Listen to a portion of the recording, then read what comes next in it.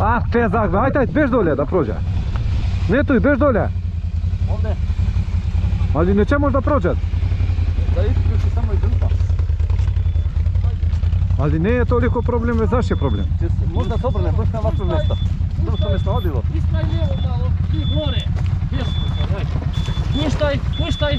Ajde, ajde tako. Pušti ga nagore se, ajde slobodno, ne drži. Ajde. Ne glasi da pusti. Za.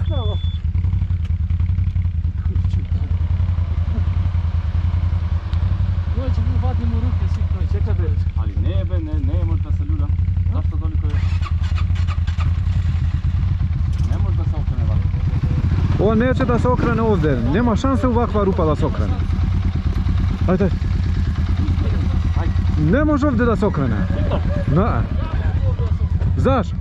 Pa Micko što je? Ako ideš gore, ali ovdje ne može da se okreneš. Ti ripni ovdje. Ripni.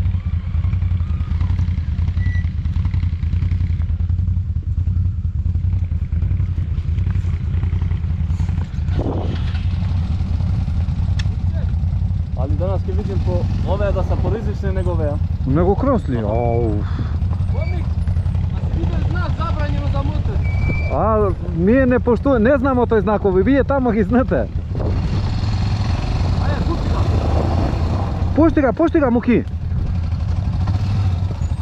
Slobodno tako, on ne ga zadevajte, neće da se okrene. Pusti ga sada, Slobodno pušti ga, završeno mu je. Nije be toliko... Ne. Stignali više mi Izgleda kada... Još na pola ne smo. Ne lupaj ba lahat jedino.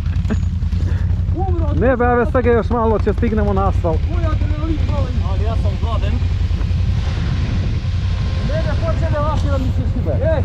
Mene take mi se šiba muda od straha.